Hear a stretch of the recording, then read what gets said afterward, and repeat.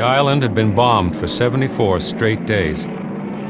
For 3 days prior to D-Day, many cruisers, battleships, and poured more than 8,000 tons of high explosives on the 8 square miles of Iwo Jima.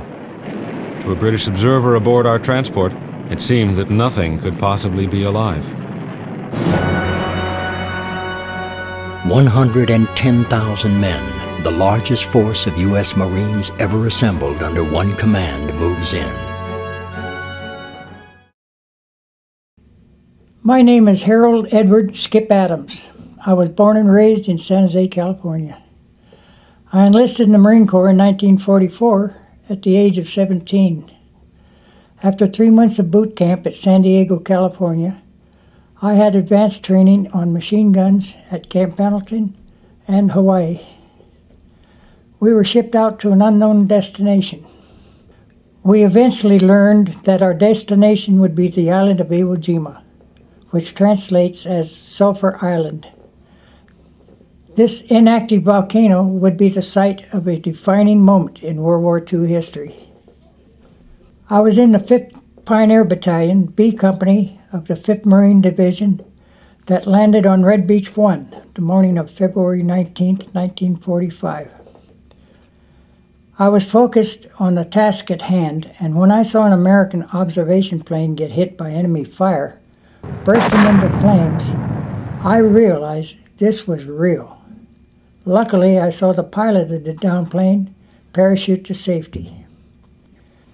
We arrived by way of troopship, APA-119, and then carried to the beach on an LCVP, or Landing Craft Vehicle Personnel. As the ramp dropped, we were hit by enemy small arms fire. We found ourselves under attack immediately. The air was filled with the sounds of mortar, rifle, and machine gun fire. The beach was filled with bodies of fallen Marines. On the 4th day, I'll never forget advancing over the island, and as we got to the south of Motoyama No. 1, the only airfield at the time, we were pinned down by enemy attack. Small arms fire was hitting all around me. Laying on my right side on the warm volcanic sand for several minutes, the right side of my face had fallen asleep and went numb. The sound of small arms fire ceased and was replaced with the sound of cheers as we looked up and observed the raising of the American flag atop Mount Suribachi by some of the brave men of the 28th Marines. This was the first of 2 flag raisings, the second of which was captured by photographer Joe Rosenthal. The flag raising filled my heart with pride, but it came to the great expense of the many men who paid the ultimate sacrifice that day and throughout the World War II. It's been reported that nearly 1/3 of all Marines killed during World War II died on Iwo Jima. I was one of the lucky ones. I came home. I have no emotional scars from any wartime experience, and I have great respect for the Japanese people and honor for those with whom we were in battle. I took a Japanese battle flag from a Japanese soldier that I had killed. Today, by deciphering messages on the flag, I am actively searching for his relatives so that I may give it to them. I proudly served my country again during the Korean conflict, this time stationed stateside at Camp Pendleton, helping prepare troops to become combat ready. I went on to marry my wife, Pauline, and we had 2 sons, Brian and Stephen. I am grateful they never had to see combat, and I pray that my 2 grandsons never will. There's a saying in the Marine Corps, once a Marine, always a Marine. That's why today I'm proud to serve in the Marine Corps League, assisting wounded veterans, taking part in celebrations, and working with youth on ROTC programs. My Iwo Jima journey and other wartime experiences made me a better man, a stronger person, and gave me a sense of pride and patriotism. I'll never forget the brave men with whom I proudly served. To them, I say Semper Fi. Hi, this is Emma Harris, and I'm here with one of our famous and very important Marine.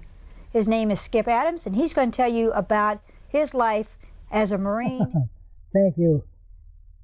Well, my life started in 1926 here in San Jose, California. Born and raised, all my life school. But then I started cutting class and joined the Marine Corps. That was in 1944. Went down to San Diego for boot camp, and I went down a child at 16, and I come out a man.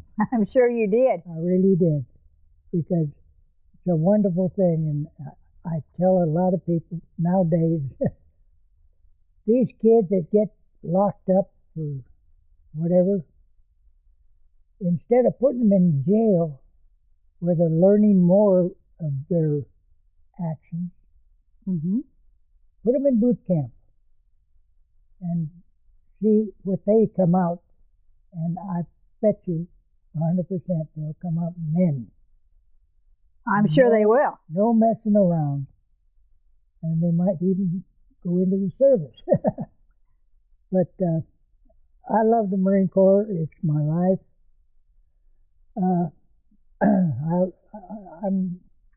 I'm prepared.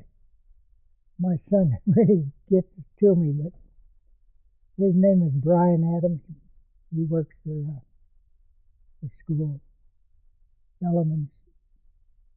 But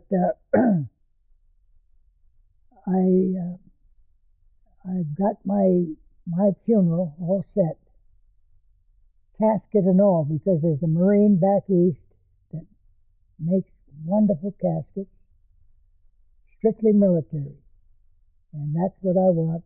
And of course, my son says, "Dad, wait." But and it's going to be a military funeral between the Marine Corps League and some of my friends. It's going to be strictly military. And my experience during the war, World War II, was it also made me grow up. But we invaded Iwo Jima in 1926. 26? I don't know, but my memory isn't too hot. But anyway, we invaded Iwo Jima, 7,000 square. I'm sorry. Iwo Jima is only 7,000 square miles, and they're not square. But there's a big volcano, Mount Suribachi, that we had to eliminate that in order for our troops, when they're flying and running short on fuel, they would have a place to land and refuel and take that away from the Japanese. And I got a lot to say about Japanese, and they're wonderful warriors. And after the war, I was sent to Japan, occupation duty, and I really enjoyed it because I got to know the people. Because when the war was over, for me, it was over. I didn't talk about it. And I got to know the people in Japan very well. Because coming from San Jose, we had a lot of Japanese in San Jose, so I had no hard feelings about anything. I've noticed that you have quite a few of these medals. These are medals that you've earned while you were in service? Yes, but they're not because I'm a hero. I hate that word. because the heroes are all in the ground. And, well, no, there's a lot of boys still walking around, but to me a hero is one that really sacrificed his own body to help his friends. I never had, I shouldn't say had the opportunity, but it just did never come that I had to sacrifice anything for my fellow Marines. But they're all from station duty, and the one I'm most proud of is the yellow one. It's landing at Iwo Jima, because I'm very proud of all of us that made Iwo Jima, because the Japanese they built that island out of the ground. In other words, what they're doing is making little holes and long caves, and they could come out and look at us and take a pot shot at us and go back in, and we couldn't see where they were because they were under the ground. And they were very good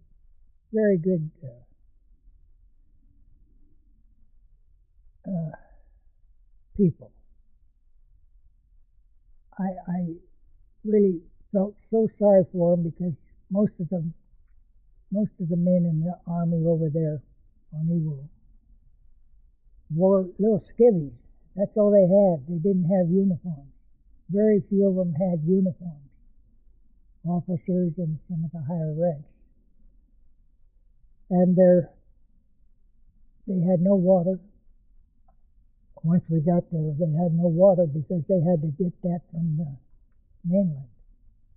They flew it in, and same as food, they flew that in. So they had a tough go, and God, I don't know how they did what they did to us, because we lost a lot of men. And I say when we got back to Hawaii after the war, after we left Iwo, and we got news that the war was over, we were all really hooping and hollering, and then all of a sudden it hit our minds. Our buddies didn't get to celebrate our real heroes. I think that's what most people don't realize, that when it comes to the veterans, that each veteran, no matter what branch of service you serve in, you are important, because all of the veterans are important. Absolutely. No matter if you're a Marine, Coast Guard, Air Force, Navy, Army. We like to give each other hell. Oh, I'm sure. But we're all brothers. Absolutely. It took us all to get a war ended, Right, because it wasn't just one branch of service that won the war. It was all the Navy, Air Forces. Navy says, boy, we got you there. And we always come back with, well, we had to get there somehow, but you were a free trip for us, so it's good. No, we were all good brothers. It was wonderful. Is there anybody in your platoon still alive that you know of? You served with? After I was discharged, I never saw or heard of any of the troops that I knew. And it really hurts me, because a lot of the troops that I served with were from back east. And I've been back to D.C. about 3 times. Tried to look them up. I could never find a name. And it really hits me because we were all very close. Right. All veterans get real close together. That's what I found out, that no matter what veteran I'm talking to and what branch they served in, they have a real passion for each other. Oh, absolutely. Yeah. And I know you have a lot of friends in all the branches that you have breakfast with on Tuesday mornings. Oh, yeah. That's quite a crowd. It's a great bunch of guys. And but I still consider myself semi-active because I do a lot of work for Marine Corps League and the group over there at Kelly Park. We get together and go down some of these shut-ins. Some of these fellows, a lot of them are veterans, and never had a chance to speak. This is amazing that I get to speak for myself and my experience. A lot of these fellows, the poor guys, they don't talk to anybody. They have no way to express themselves. But when we get in there and we sit down with them, and we can bring them back to, well, I shouldn't say, but bring them back to life. And one place we have some young women and men. We go with this one place. There was two men that they were medics, and they didn't want to talk about anything. And I wised up and I pulled one of the guys off of this guy, and I put this cute little gal to talk to him. And boy, in 5 minutes he was whooping and hollering and having a great time. And it just made my heart beat. Right. Oh, it was great. I know that when people see you, they also connect you with the nurse in New York, in Times Square. Oh my God, yes. She and I were just like brother and sister. She was such a doll. God, I miss that woman. She's the one that really brought San Jose to life. And, I know that there's a statue now in Kelly Park of you and her. I saw that at Spirit of 45. Yeah, but I'm afraid they're going to take that away from us. And we're fighting for it. We really are, because she was part of that. Right. A great part of it. Well, that would be a shame if they did that, because that is part of your history and her history and all the other servicemen's history. Yeah, she was great. I know we had one night deal at Queen Mary. We had a one night stay with a meeting we had, and after the meeting, she and I were walking around on the deck, and she stopped and asked me a question. I had to bend over to find out what she was saying. Quiet little talk, you know. And my God, we find out the next day we were on the front page of the local paper, and we couldn't figure out how it got there. It turned out that this guy, local photographer, was walking around behind us quietly, sneaking up on us like a lot of newsmen are. But it got quite a hoot and holler. Well, it's a very famous picture. Yeah, because she was naturally, when the war ended in New York, Times Square, this Navy person grabbed her and gave her a big one. And the way this photographer got us, it was almost like I was kissing her too, you know. But we got a lot of talk out of that. I'm sure. Where did you meet your wife? I met my wife at a dance in not Morgan Hill. I was over in Santa Clara. I met her and her mother. Her mother was a very nice woman, and I wanted to dance. And I asked her mother if she wanted to dance. She said, oh, yeah, sure. And as we were dancing, I asked who that lovely girl was with her. And she said, that's my daughter. I said, oh, I'd love to dance with her. She said, of course. That's great. From that day on, we were either with each other or on the phone. And we were married for, gosh, I guess it was a lot of years. But we were married in 1949. I was home on leave. And Did she travel with you after you had to go back, or did she no, stay here in the States? just one time she came down to Pendleton when I was training down there. And they had, every base has a little hotel that the loved ones can stay in.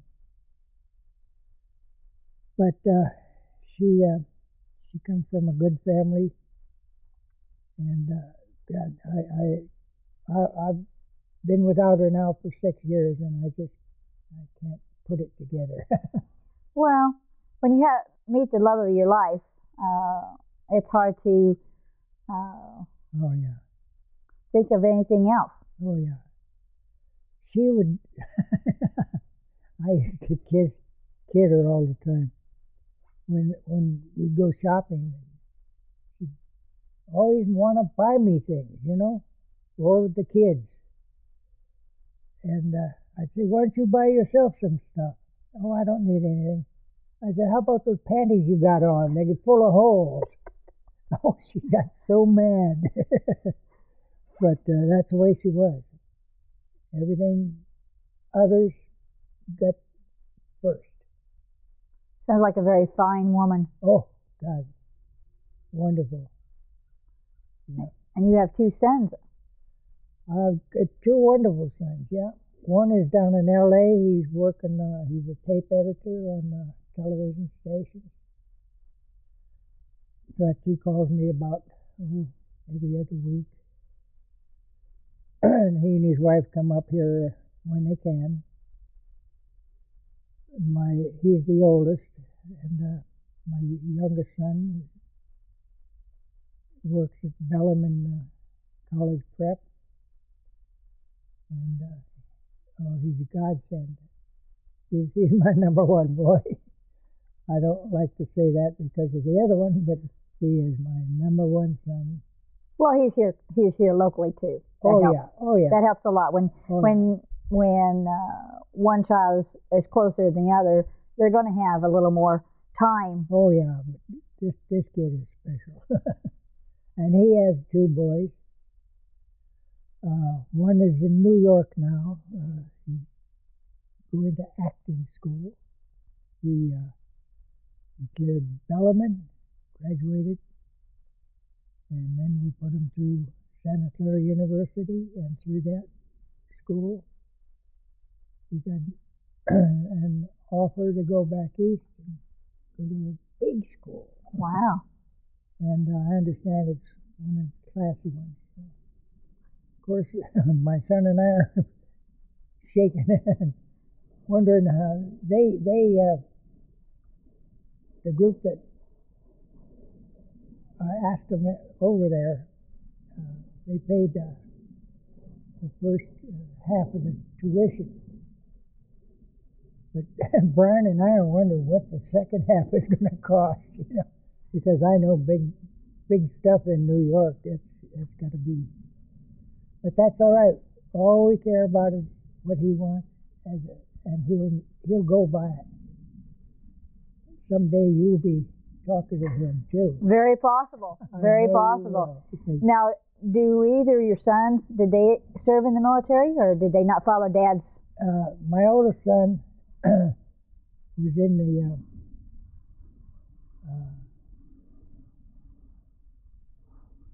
he was in the Army, but it was local Army, wasn't a big, never had to go into combat or anything.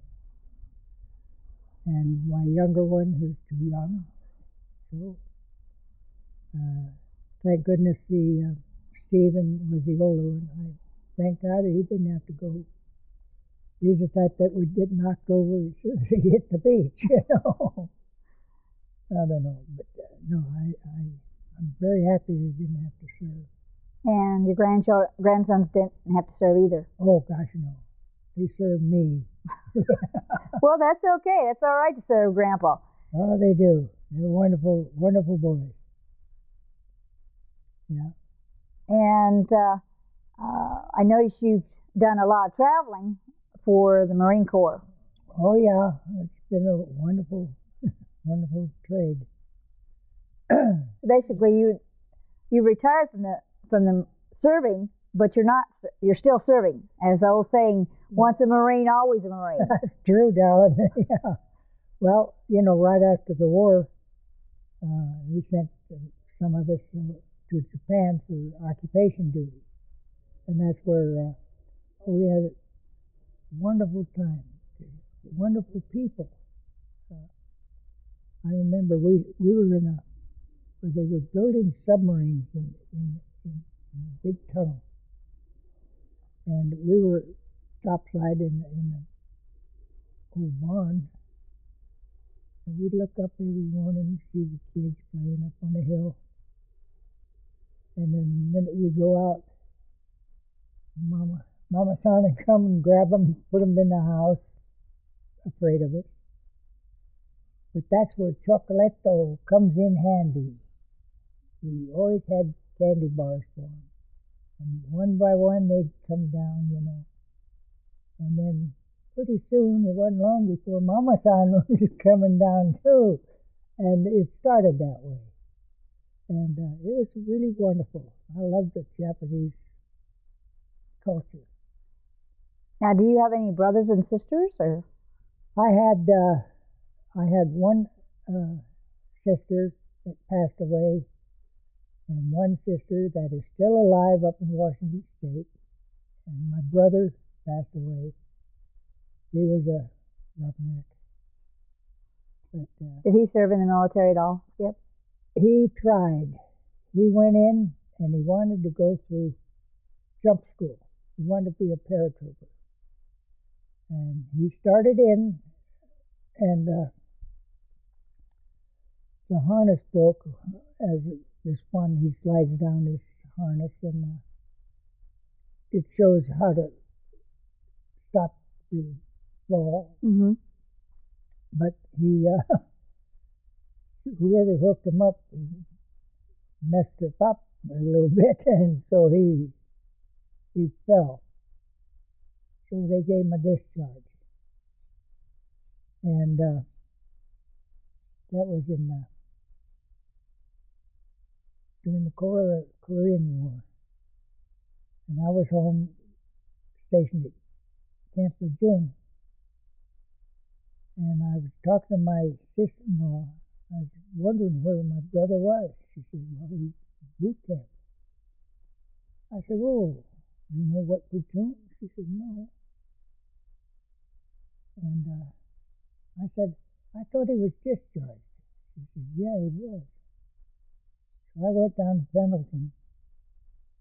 I got up to the DI and I said, I understand you got a Harley Adams here. He come right up to me as if I was a boot, nose to nose. And he said, not for long, he isn't. And they kicked him out, the Lion, to get back in, because he wanted to get in. Mm. And it wasn't, I don't think it was a month before he was jumping again. At air shows and fairs and things. He just loved to jump. What did your dad and mom do for a living? My mother was good with the finances, working bookkeeping. Mm-hmm. My dad was a police officer since 1926. That's the year I was born. And he was police officer in San Jose for till 1952. And he retired. And just before he retired, he opened up a little nursery on Alum Rock Avenue in San Jose. And he loved plants, flowers and stuff. And Can you think of one time that while you were serving in the military that was maybe a funny story, not something serious, but something that you didn't really get in trouble, but you and your buddies? Oh, no. No. We never got in trouble. But, well, we could have, but we didn't get caught. Okay. No, it was just a lot of fun. When you get on Liberty, we had this one fella from Chicago, and when we were on Liberty, somebody'd always go up and give him a little goose. That kid would fly. He was so, you couldn't take it. Don't do that to me. But it's got to be a thing, you know. You don't like it, oh, you're going to get a lot more of it. Right. Well, that's why even with kids, if you find a kid that doesn't like something, oh yeah, kids will pick on that child for oh yeah, until the child realizes, hey, stop making it a big deal. Well, I was always one of the smallest ones in my class, so I learned how to box. The boxing coach at San Jose State put 4 groups together in the city of San Jose. And I think, yeah, I was at Roosevelt Junior High School then. And we had a pretty good little club. And the boxing coach had 2 of his finer boxers in each class. And then at final fight-offs was at San Jose State. And I wasn't tough, but I was fast. And I knew this kid. And the Italian kid from what we call Goose Town. But anyway, he and I fought. We were going pretty good. And we had a collision, head collision. Nothing purposely. But fortunately, I got shook up better, and I woke up faster. I cocked him, and I got the medal. But then my brother, one time I wanted to wear it when he was going out, and I said, oh, sure. That was the end of the medal. My brother was good for that. While you were serving, did you ever see on the USO shows Bob Hope, or did he ever come around with? No. The only one we really enjoyed was in Hawaii. That woman named Hilo Hattie had a dance group. She brought that dance group to our base and wrapped us all up with hula skirts. And it was just wonderful. She was such a dream, you know, a wonderful woman. In fact, I've got a shirt when my wife and I went back in 1991, went back to where we were, and I bought a shirt, Hugh Hattie shirt. She had a factory. I still wear it, and it's still in good shape. Have you, where all did you serve, Skip, besides Iwo Jima? Iwo Jima was the only action I saw. And when we come back to the States, I was stationed down at Camp Pendleton, and then I don't recall the reason, but they shipped us, some of us, back to North Carolina, Camp Lejeune, which I enjoyed that very much. It was a nice trip, and those Carolinians, they're wonderful people. They call them rednecks, but they're wonderful people, I'll tell you. They treated us good. And then, gosh, I don't know. I wasn't too many bases. But So since you've retired, where have you traveled to, I don't know, share your story, or I know you're a very busy man because it's taken a little time to get you an interview. You're always traveling. well, I go do a lot, mainly high schools. I get from the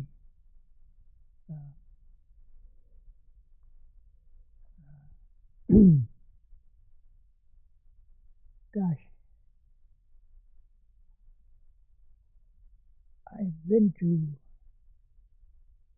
I guess, a half a dozen high schools, speaking and showing my. I got a DVD, and that takes a lot of pressure off of me because I used to, when I went to these classes to speak, I'd introduce myself and then start in. Mm-hmm. And I could see people kind of, oops, and then when I got this CD of Iwo Jima, it shows some pretty rough stuff, and that makes the class wake up a little bit, and you can see the eyes, and the questions really started then. Of course, there's always that one question: did you ever shoot anybody? But the kids really want to know about the World War II. And at Kelly Park, this group I'm with, they want the kids to find out what the troops did during the war and how to bring this country back together again. That was our main issue. And I just love talking. But you're pinning me down because I'm trying to think of things I can't remember. Well, that's okay, Skip. We all have times we can't remember things, and but this is the uniform you wore while you were in the service. The last 10 years. Okay. Everybody asks me, "God, you still fit in that thing?" And I have to be honest. No. These uniforms don't last that long. Well, that's true. That's true. But do you have any trips planned for, and then till now, till the end of the year, or? No, not really. My son, Brian, we're going to take a ride down to L.A. to see my other son, and they want to go to.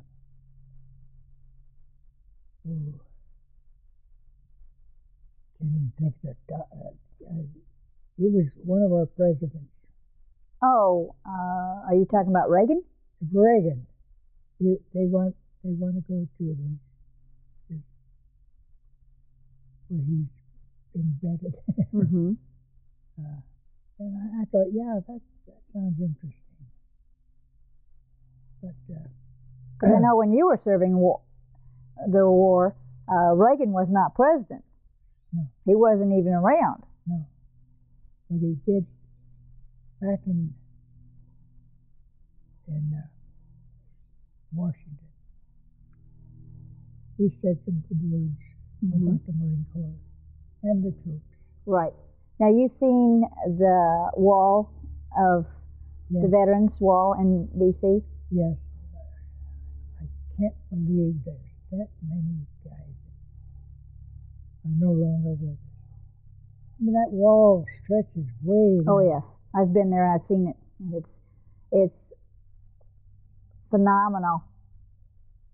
And One day we had there was two of us that were sent down to with Reese, and we walked down, and a woman, park ranger, said, "Your group is not here yet, and why don't you walk back up and sit down in the shade?" So we said, "Yeah, sure." So she took care of the wreaths, and I gotta hand it to them. Vietnam guys, when they came home, they were kind of looked at as baby killers. They didn't get a good deal. They should have been greeted home with pride, but they weren't, that's true. and it really disgusted us. And on the way up, there was a bunch of motorcycle riders, and most of them were Vietnam vets. And all the way down, their hands were out. We were brothers, all the way up. And I don't know. These motorcycle riders do so much good. They go anytime there's a funeral, they're there to escort. They do a wonderful job, and they're not a bunch of this is a group. When you got in D.C., I really noticed it. When you got a group of maybe 100 motorcycles all peeling out at the same time, you hardly hear them. They're in unison. They just don't pump that thing the way most of these guys do. So that says something about them. But I meet Vietnam vets all the time, and we're still brothers. Well, actually, all the wars we've had, including the one we are in now, is sad to see. Please don't get me on that. That was the biggest mistake.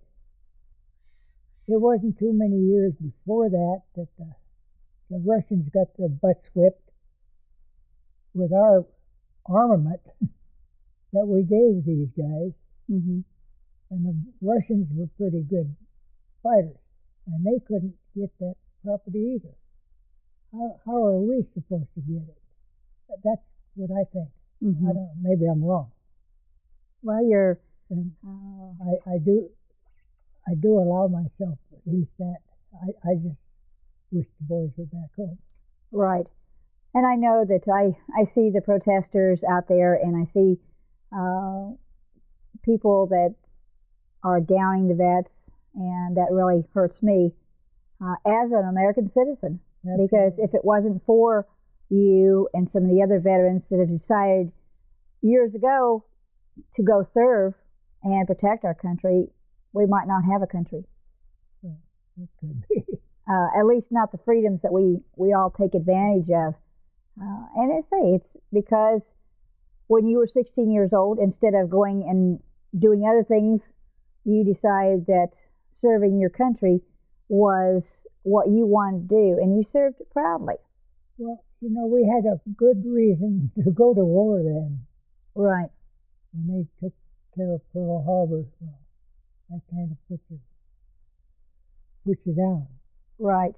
And, God knows we lost a lot of Navy people.